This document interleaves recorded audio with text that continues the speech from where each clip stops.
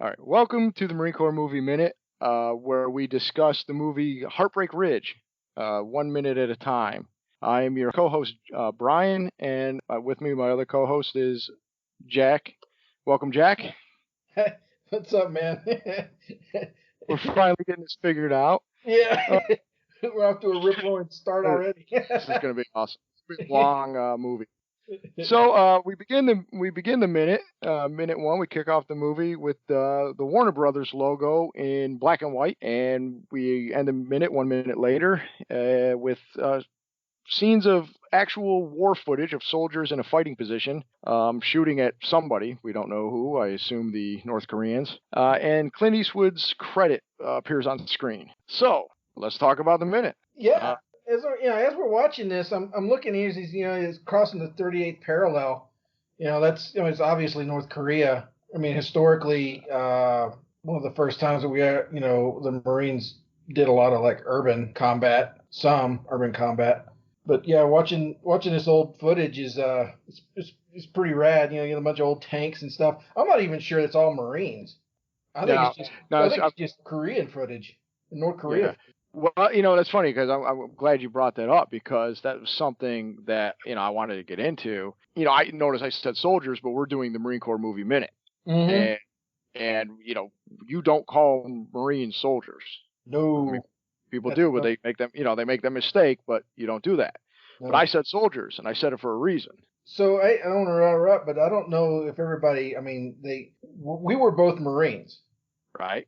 so that's a title that we earned. And, some guys go to college and they go into a frat and they earn the secret handshake or what have you, and then they're Phi Beta Pi whatever, Lambda Lambda Lambda whatever they're. Yeah, trilams. Yeah, Trilamps, yeah. Whatever their frat was. But yeah, we were both Marines, so we did Marine stuff. We lived that life, so we notice things. Now, granted, neither one of us served in Korea or Vietnam. Um, This is correct. we were, we were lucky enough. We were peacetime Marines, so we didn't we dodged 9/11 by a few months, really. Yeah, yeah. Honestly, yes. It was just get in a little personal stuff. It's post Iraq War, the Yep. first one. We're in between it. We're in between the Iraq wars, really. Yeah, Uh, yeah, we were Oreos. right? Exactly. Post Desert Storm, pre 9/11, Right. and and we got out. Both of us got out literally. We could have been called back. That's Yep. how. That's how soon we got out before 9/11. It just never happened. Which Yep. I'm thankful I didn't get called back. I know we know others that did. Yep. But but to get into the minute, and again to circle back up to the whole soldier thing versus Marines, Hmm. you know, I tried to look online to see some information about this particular footage because this is clearly stock footage from the Korean War. And growing up watching this movie, I always assumed, well, this is footage of the Marines. The Marines did Yeah. serve in Korea.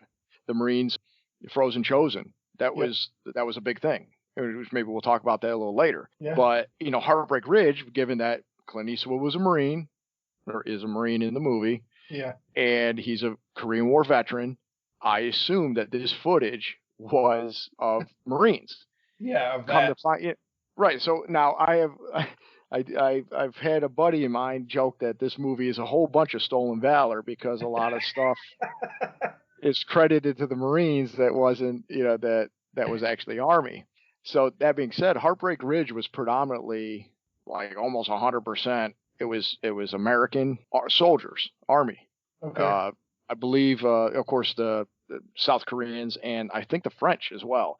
So that right there, it's like okay, this is probably footage, and I mean, given the fact they show a big hill, I think we're supposed to assume that this is actual footage of the Battle of Heartbreak Ridge. Yeah. It might just be generic footage. I don't know. But that being said, I assume these are soldiers and not Marines.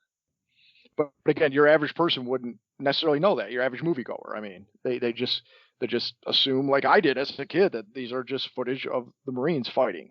Yeah. But we're pretty familiar with older Marine uniforms, and even as I'm looking at it, I'm like, honestly, I can't really make heads or tails. It's all black and white footage, Right. so you can't really tell. I know that the Marines in the Pacific of World War II, they had that cami pattern, Yeah. but You know, and sitting there, obviously we're even just watching the minute right now, and mm, I really don't see any insignias, that really sticks out. Honestly, everybody kind of just looks the same as far as, marching, shooting.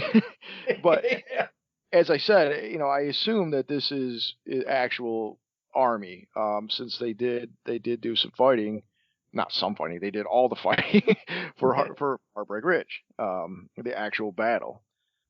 So I just thought that was interesting. As a matter of fact, when we did our little, I guess we call it a test, a 0 hour, 0 minute.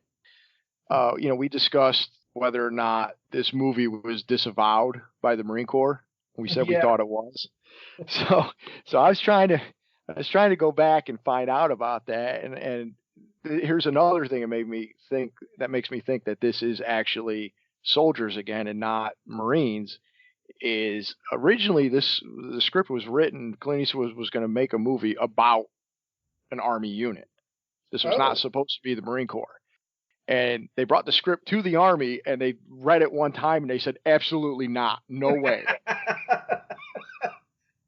For some of the reasons we talked about on that preview show, because, Clint Eastwood's, he's basically a drunk. He's insubordinate. The soldiers are idiots. yeah, Every officer is a jerk. yeah. So they said, no way, we're not helping you with this movie. So he took it to the Marine Corps and they said, yeah, yeah, let's do it.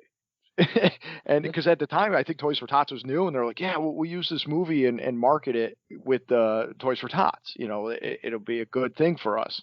So they helped out with the film, but then after it was kind of put together, they also disavowed it. Shocking. Right. I mean, it was one of those things where just everything I read was basically that they were just uncomfortable the same way the army was with, once it was put together, how some of the language, Yeah. we can't market this with Toys for Tots with the language that's in the movie. And then I think they showed it to the Defense Department and they really walked it back and they were like, no, no, no. So it was kind of disavowed officially by two separate services. You know what the funny thing Um, is, though? I don't know and a that single Marine that doesn't like this movie. Right, and that's the other thing. It's like, of course, the brass, the decision makers, the headquarters, those type of people. I can see why they would disavow it. But Yeah. I would think your average Marine, if they've seen the movie, which I'm pretty sure most of them would have. I can't Yeah. speak for younger generation, but they probably enjoy it. I think it's a good movie. Yeah. It's fun. Yeah. All right. So again, all this points to the fact that this could potentially have been soldiers and not Marines. But again, anytime you try to look online, and I did an extensive search. I googled opening credits of Heartbreak Ridge, and and that's the only thing that pops up is the opening credits. And I'm like, well, stock footage, and then it just gives you generic stock footage. So I did everything I could. There's nothing more I could do. So I guess we'll never know.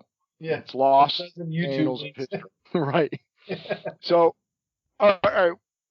So you're getting back to the movie though. Of course, I said we haven't pulled up, but one of the things I noticed is as soon as that WB logo fade, Mhm. which I'll say I like when movie studios change their logo to fit the movie. Yeah, the black and white at the beginning was pretty cool. It was because when the movie starts off, man, you're like, what the hell is this? It's like old. It doesn't even when I first saw this movie, it starts in a completely different place than it ends up. Oh, right. It like, and I thought it was a Vietnam. I thought Heartbreak Ridge was referenced Vietnam. I didn't know that it was Korea. Well, it makes sense too. I mean, you would think at the time Yeah, that probably Vietnam veteran. It right. just seemed to make sense. Everybody in Heartbreak Ridge leans a little older than they really should be in real life. Mm. But that at that time he would have, because he did say what they'll say it later, but something about having 24 and change or something. So he's getting close to mandatory retirement. So he's Right. been in more than 20 years. So it's all possible. And actually, Clint Eastwood, this is something else we talked about, and I'll bring up Clint Eastwood since his name shows up right there at the end of the minute. Yeah, the first minute, within 60 seconds he pops in. Which is rightfully so. He's the director and the producer and the, and the star. He actually was a Korean War vet, although he was not. He never actually served in Korea. He was a soldier. A Korean War, a Korean era vet. Yeah, correct. He was drafted into the army for the Korean War, and he went at Fort Ord. I think that's where he went for training in California. Okay. And I guess he was like a swimming. I guess he was a really good swimmer or something like that. And he got lucky and he stayed at Fort Ord as a swim instructor. So he actually never saw combat. I didn't even know Army had swim qual. Right? It makes sense. Yeah, it makes sense for us to do it because you're supposed to be on a boat. But yeah. The annual trip to the swimming pool. Right.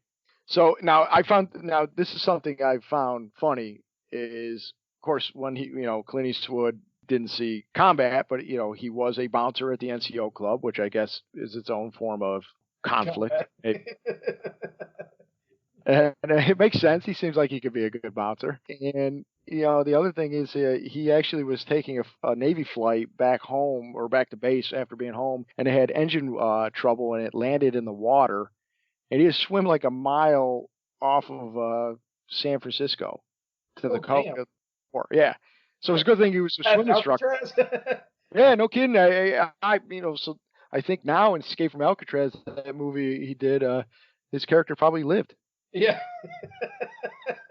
So yeah, I thought that was interesting. I didn't know that about the plane crash or anything. But yeah, because I remember you and I discussed it. We were trying to figure out if he actually served or not. We were pretty sure he was in the army, but we weren't sure if he actually fought. And now we know. So yeah, I think it's cool when movies do that. Movie studios like Zombieland 2 recently came out, and the Paramount statue ends up fighting zombie hordes off in the beginning. That's cool. So that's pretty. I hadn't seen the second one yet. And of course, then it fades right from that, and basically like a little it's not taps, but it's almost like a little drum roll starts in the background, like a military kind of marching sound, and then that tank comes right at you, and it looks like it's gonna run right over you. Yeah, when I first saw this, man, I thought this was all like footage from, and again, the next thing you see after the tank is Welcome to the 38th Parallel, which is it's obviously Korea, but I thought they were going to go and show just like a history of like American War, and they were going to do some World War II, but no, man, I was like, oh yeah, I guess that's right, because that was one of the things they told us, that the Korean War was like one of the first places that we did urban warfare. So that was so that I guess that kind of makes sense. But again, it's up in the air as to whether or not those were actually Marines, or, by the way, Marines do have tankers, folks that may not know. They're not all just riflemen. Yeah, like I said, I didn't know, but yeah, the 38th Parallel, again, as a kid, you just don't know, but whether or not these are, again, you're just assuming that this is Marines. But what this is all doing is setting up Clint Eastwood's character with using real footage. Yeah. Without you really even needing to know that, not needing to know it. You don't know that that's what they're doing, but as you watch the movie, you'll find that this is actually kind of setting up his character. Yeah. And there may or may not be a drop line later in the movie that indicates he actually was a soldier first and then moved over to the Marine Corps later. So I'll have to listen for that, because I literally did watch the movie the other day and I did not catch that. I've watched this movie like 20 times or more, and I've never noticed that. But once I started kind of looking into this footage and I was kind of coming up empty, I was finding a lot of other information. Yeah. About the actual, the fact that in real life, some people were upset that that they were associating this to the Marine Corps when it was an Army campaign and battle. But so there is a drop line, and again, I'll have to look for it later in the movie that says something about him joining the Corps later, and that they specifically mentioned like the 2nd Division or something like that, whatever actual real life division fought in Heartbreak Ridge, the actual battle. Now, there's something I did want to bring up, separate from all the stuff we've been talking about before we wrap up the minute.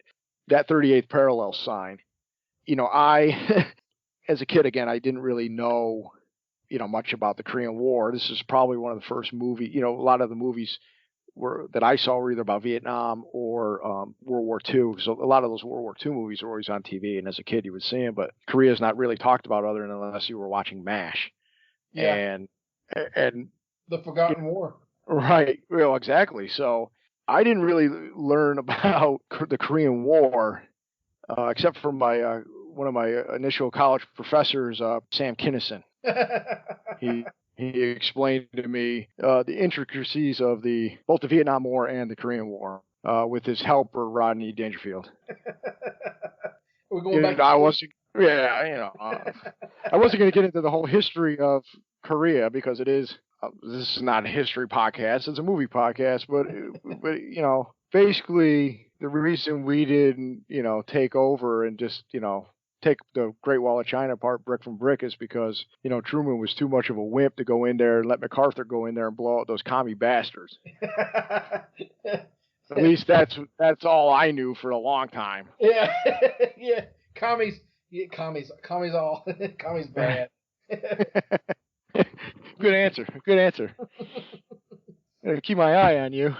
Yeah. He was a good teacher. He really seems to care about what I have no idea. Now I can watch Back to School. Right? Yeah, no kidding. Let's watch that instead.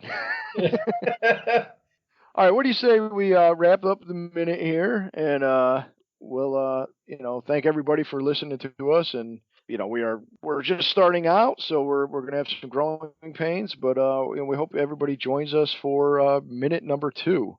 Yeah. Tomorrow. Oh, and by the way, just being pretty ambitious here, if anybody happens to know anybody that was actually in this film, we need to find a way to let us know, because we'd like to have them on. Oh, that would be awesome. You imagine having the Ayatollah of Rock and Roll join us for a minute? It's funny you say that, but we're I had heard a rumor at one point. I don't know if it was ever true, but that Swede was the Swede was a fitness instructor at some gym, one town over, and I'm like I'm gonna track that guy down, but I'm pretty sure that would be rad. I have no idea if that's actually true. And that was years ago, and I believe he lives in California now. So yeah, he was a big cast. Yeah, we'll just it'd be great to have anybody on, but for now you got to the listeners are gonna have to deal with us. Yeah, as we stumble through the first opening minutes, as we stumble through trying to put a podcast together. Absolutely. So anyways, thank you everybody for joining us. We hope you enjoyed the first minute. Please join us on the Marine Corps Movie Minute, where we discuss Heartbreak Ridge, minute number 2 tomorrow. All right. Thank you. Hey, thanks.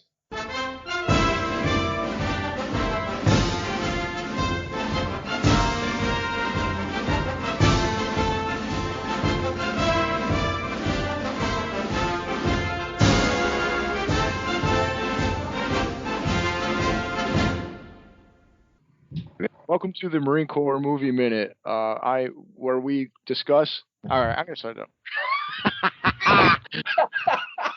Oh, you fucked it up. Okay. This is horrible. Okay. I'm recording this, by the way. All right. Okay. So. All right. So. All right. Cool. All right. Cool. All right. And we're like Burt Reynolds and Dom DeLuise at the end of Cannonball Run. Yeah, the outtakes begin. Right. We haven't even started yet. Pour a whisker on my mustache so that I stop laughing. Slap me across the screen. Okay, here we go.